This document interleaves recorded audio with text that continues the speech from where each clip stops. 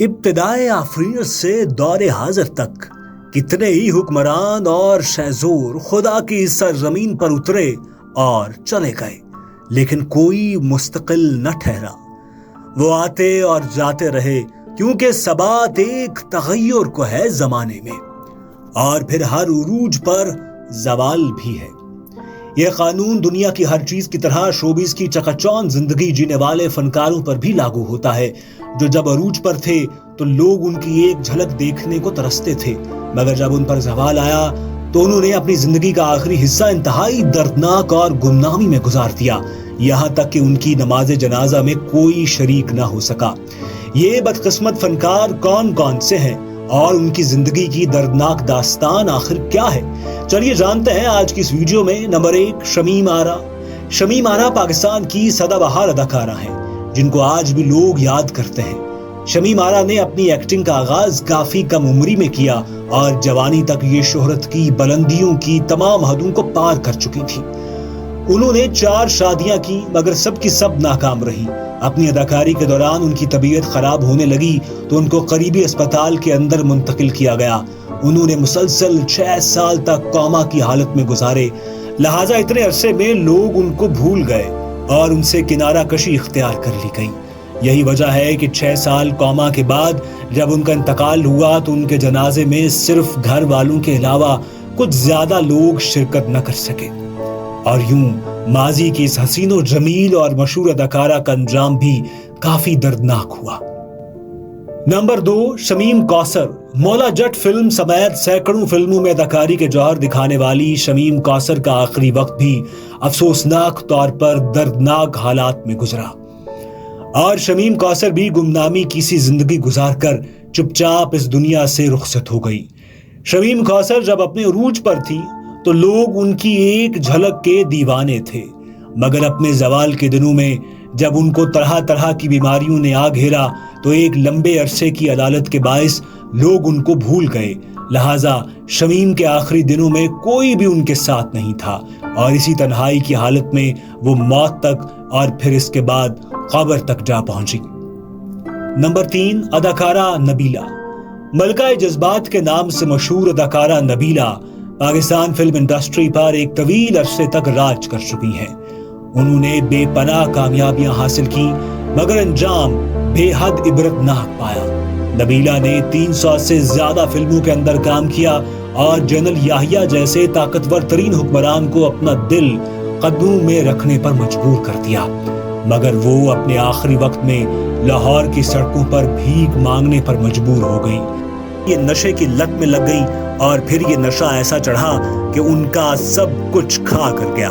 یوں نشے کے بعد نبیلہ کی شہرت کا نشہ بھی گرنے لگا اور ان کو اب ایک کام بھی بڑی مشکل سے ملا کرتا تھا۔ نبیلہ کی موت اور ان کے جنازے کے بارے میں کوئی نہیں جانتا کہ نبیلہ کی قبر آخر کہاں ہے۔ نمبر 4، فردوس۔ فردوس پاکستانی پنجابی فلموں کی اول درجے کی اداکارہ تھی جنہوں نے ایک لمبے عرصے تک فلمی دنیا پر راج کیا۔ انہوں نے اپنے کریئر کا آغاز 70 کی دہائی میں کیا اور پھر یوں بلندیوں کو سر کرنے لگی کہ مولا جٹ فلم کے بعد سارے کے سارے ریکارڈ ہی توڑ دیے۔ کچھ عرصے اداکاری کرنے کے بعد انہوں نے ایک بزنس مین سے شادی کی اور تھائی لینڈ چلی گئی۔ بعد میں وہاں سے کینیڈا جانے کا فیصلہ کیا۔ فردوس بیگم ایک بار پاکستان آئیں مگر اس بات کا کبھی کسی کو پتہ نہیں چل سکا۔ پاکستان میں ان کی طبیعت خراب ہو گئی، لہٰذا انہوں نے واپس کینیڈا کا رخ کیا اور 9 مارچ 2013 کو کینیڈا کے اندر انتقال کر گئیں۔ نمبر 5، نازیہ حسن۔ نازیہ حسن نے اپنی گلوکاری میں بہت کم عمری میں لازوال شہرت سمیٹی اور کوئین آف پاپ کا خطاب حاصل کیا۔ نازیہ نے 10 سال کی عمر میں گلوکاری شروع کی اور ملکی اور غیر ملکی گانے گا کر بڑا نام کمایا۔ ان کا ہر آنے والا گانا پچھلے گانے سے مزید پاپولر ہونے لگا اور نازیہ شہرت کی بلندیوں تک جا پہنچی تھی۔ سال 1992 میں جب وہ اپنے کریئر کی بلندیوں پر تھی تو خبر ملی کہ نازیہ کو کینسر ہو گیا ہے۔ انہوں نے 2 سال کینسر کے خلاف جنگ کی اور بالآخر اس کو ہرا دیا۔